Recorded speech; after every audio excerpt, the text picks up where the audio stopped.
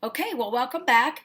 We are ready now for the paper mache part. So what I did is I took 1 cup of flour, just flour that you have in the kitchen. I have 1 tablespoon of salt. That just helps keep your glue mixture from getting moldy. And I put both of those into this tub. I just poured a cup of hot water. Now, hot just meaning that it was out of the tap. Okay, I didn't add anything else to it. I didn't cook it in a microwave or on the stove. I just ran it out of the sink to a pretty warm temperature, and I mixed it up with this whisk. You could use a spoon or a fork, that would be okay too. But I just think a whisk makes it go a little bit quicker. So I mix and mix and mix, and I want to make sure that I get all the way down into the very bottom of my container. And if this is too thick, you can always add more water. If it is too thin, you can always add more flour to it.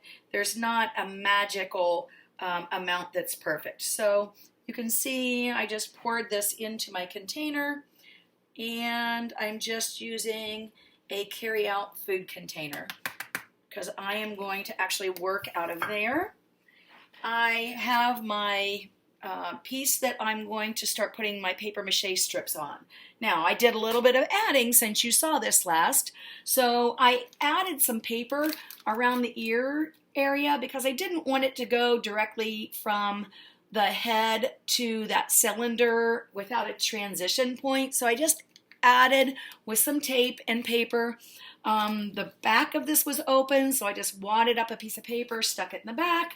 I put some caps on for the eyes, and you might notice that the shape of this paper towel tube is a little different. All I did was cut it, twist it down to a point. I taped some extra around this area again to get more of a transition.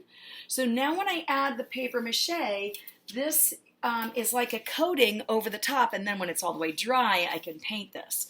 So I'm going to start with some of my bigger pieces of paper and then work to some smaller ones. So you'll notice I just dipped it into that paper mache, and then I take my fingers and I kind of squeegee off the extra.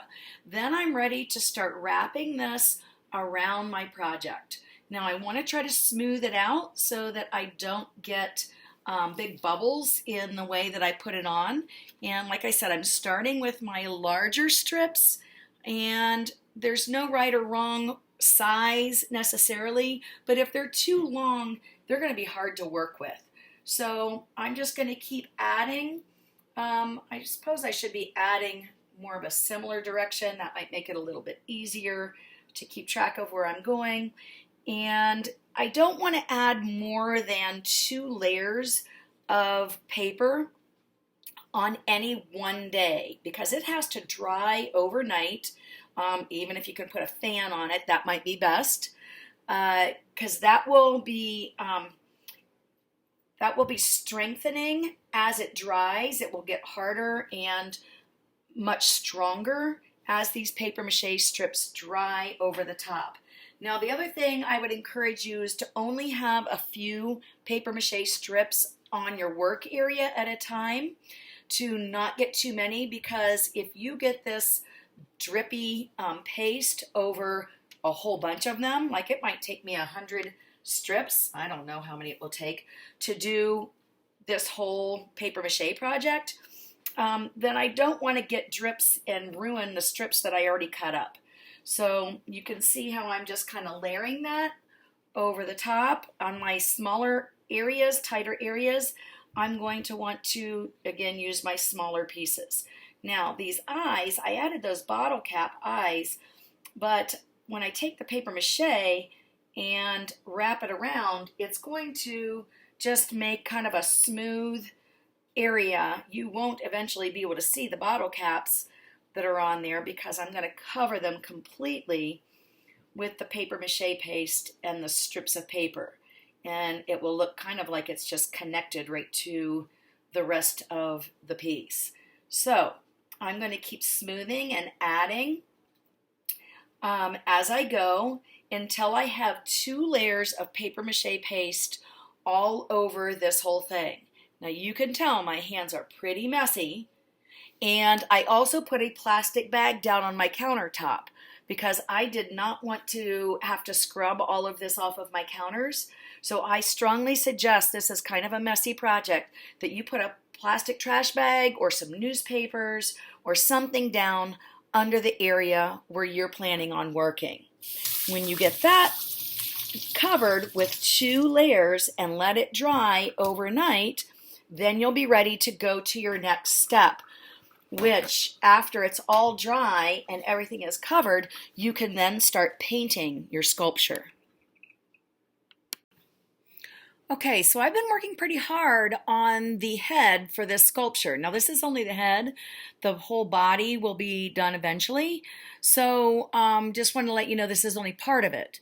But I have covered most of the head at this point with 2 layers of the paper mache. And now I'm going to let it dry overnight.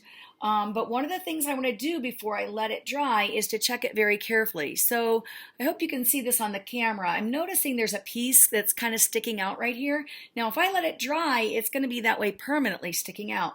So while it's wet, or I might even have to take my finger and put it back into the paste, I want to try to get those places smoothed a little more so that they don't end up drying that way permanently, or if there's bubbles between where you have your layers. So I just want to check it over and see if anything kind of just needs smoothed, because if you see pockets and bubbles, once this hardens, you won't be able to go back and change that again. So look it over, make sure it's the way that you want it to harden before you let it dry for the night. Welcome back. As you can see, this is dry, and I have a couple different choices at this point that I can go with my project. First of all, if I want to make this stronger, I can add another layer of paper mache to this project, just like I did the last time, let it dry, and then come back the following day to add the paint. If you want to make your paper mache even stronger, because this can be really durable, it will last a very, very long time, you could add some white Elmer's glue or some other kind of glue to your paste, and it would make it even stronger than it is right now. So you're welcome to do that. But once you have enough layers on and you want to let it dry, I was just experimenting with my glue stick for a minute. And I'm trying to get this positioned so you could see a couple areas where a piece of paper is lifted up and there's a bubble there. So I hadn't really ever done this before, but I was trying to see if I kind of scrape my glue stick along that spot so I get glue into that bubble, whether I could end up smoothing that down. And to me, it seemed like it was working pretty well. So I think that's what I'm going to do before I paint mine, is just go over any of those spaces where there's a raised up bubble before I paint it and smooth those areas down. Then of course I'll let that dry and I'll start painting. Now you can use just about any kind of paint you have.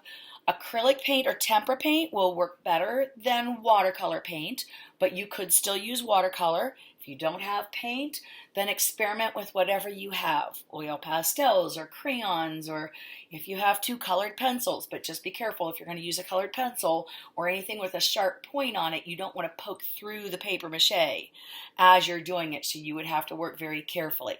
So after I'm done with that, I'm thinking I might add some whiskers, whether it's wire or pipe cleaners. Maybe I would take little pieces of yarn and roll it up and put spots on my creation. Have fun, finish it off, and enjoy your project.